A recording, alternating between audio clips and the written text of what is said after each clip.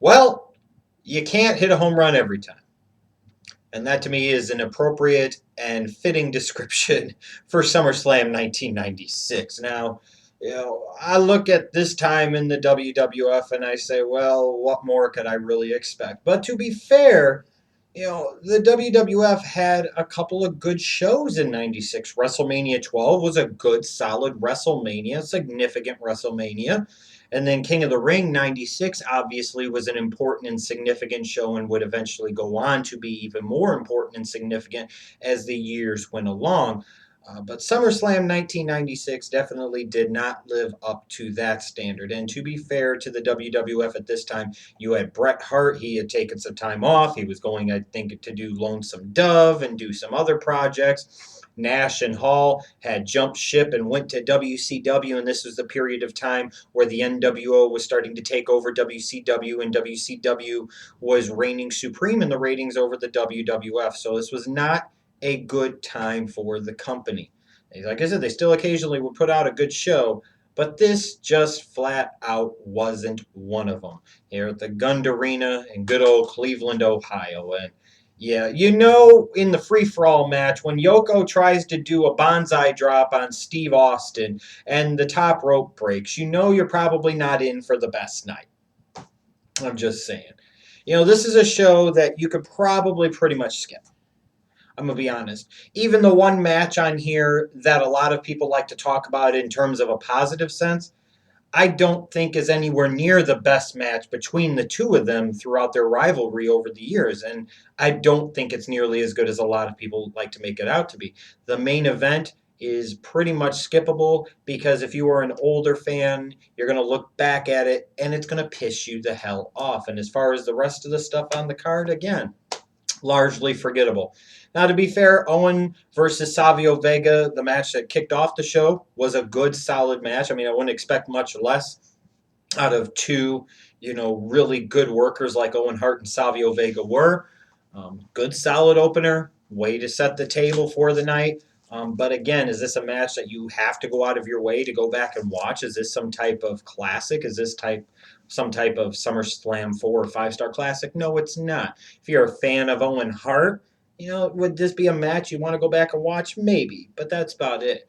You get a 4-way tag team elimination match for the WWF Tag Team Championships, and you look at it. Each of the tag teams had their own names. They kind of had matching looks. But this wasn't the Hart Foundation and the British Bulldogs and Demolition and teams like that. It was the Smoking Guns, the Body Donnas, the New Rockers, and the freaking Godwins. It kind of showed you the WWF at the time. Not only were they trying to do some of the things they had done a decade ago to great success that were now leading to some great failures, they just didn't have the talent on the roster that they needed.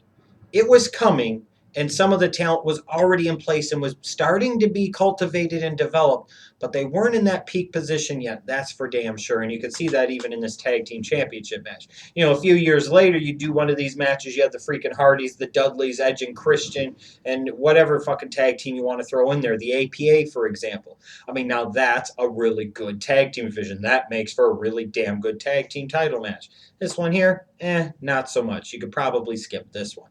Psycho Sid versus the British Bulldog. Again, you could probably skip this one. Sid didn't break his leg jumping off the second rope. You probably don't need to go back and watch it.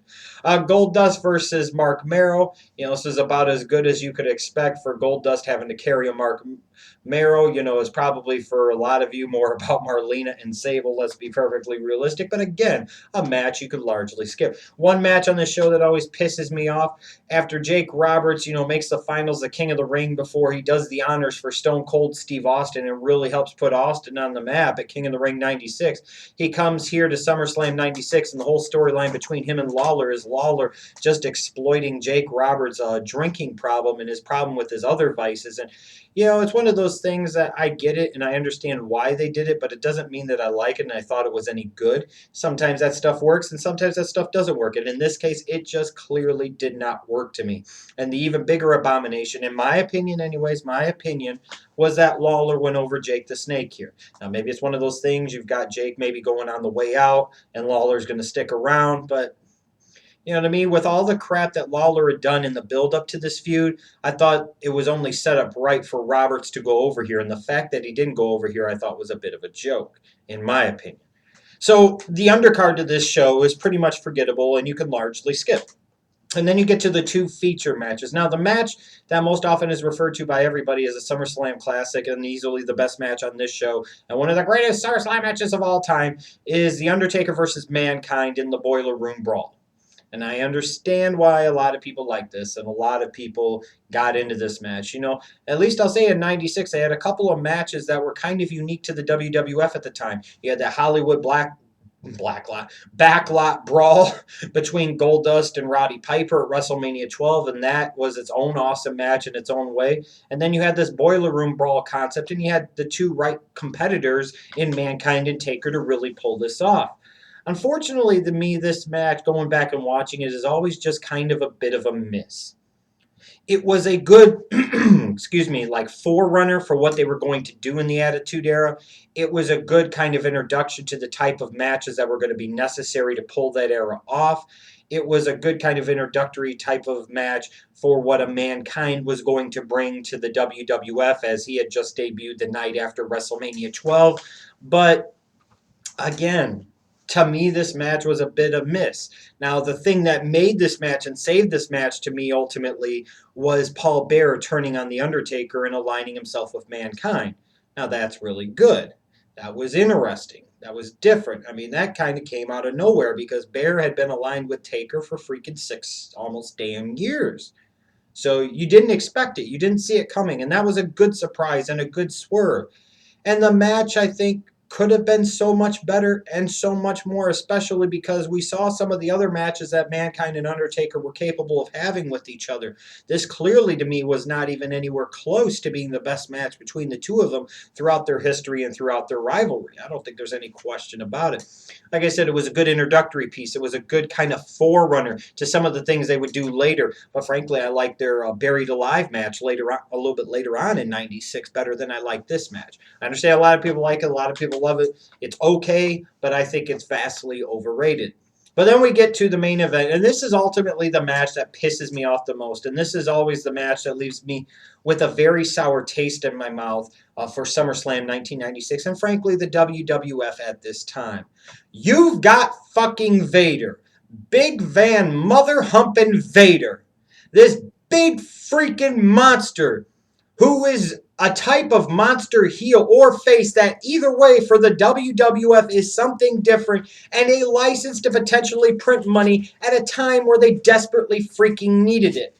You could have sat there and had Vader have top flight, and I'm saying top flight, not just programs, but top flight programs with people like Shawn Michaels, people like Bret Hart, people like The Undertaker, people like Mankind, later on, people like Stone Cold Steve Austin. And instead of that, we got this bullshit here with him and Shawn Michaels main eventing for the WWF Championship. This match was stupid. This was an example, a high example, if there ever was one, of just how much sway and influence Shawn Michaels had in the WWF at this time, where this should have been a long program where Vader goes over and maybe Michaels goes over and then they have one big blow-off. Here, you basically get one fucking match. Shawn Michaels buries him in the match. Move, you piece of shit! What the fuck? This is the type of bullshit that can happen when you allow the inmates to run the fucking asylum too damn much. And what I never understood about the WWF at this time was you allowed Shawn Michaels to run the asylum so damn much, and when all the while, yeah, he was staying, and that's great, and you appreciate the loyalty, you were still getting your ass kicked in the ratings by WCW, and it sure as hell wasn't going to change anytime soon. I never understood how the Clique could get so much freaking power, especially with this coming off of the heels of the freaking curtain call incident, Hall and Nash going to WCW. Why in the fuck would you allow Shawn Michaels to do this type of shit? Why would you allow him to run amok like this? Why would you allow Shawn Michaels to bury fucking Vader before he even really got his footing in the WWF at the time, where you desperately needed a star with a following the likes of which a Vader could bring to the fucking table?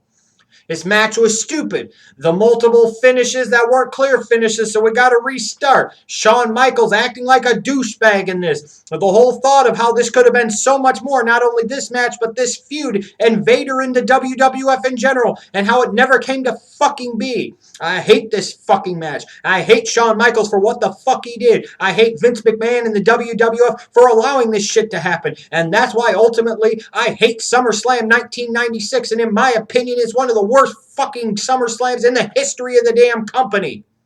It's not always just about the in-ring aspects itself. And again, if you're going to sit there and say, well, you can't go back and look at history. Well, ding dong, dumb dicks. It's a retro review series. So yes, I fucking can.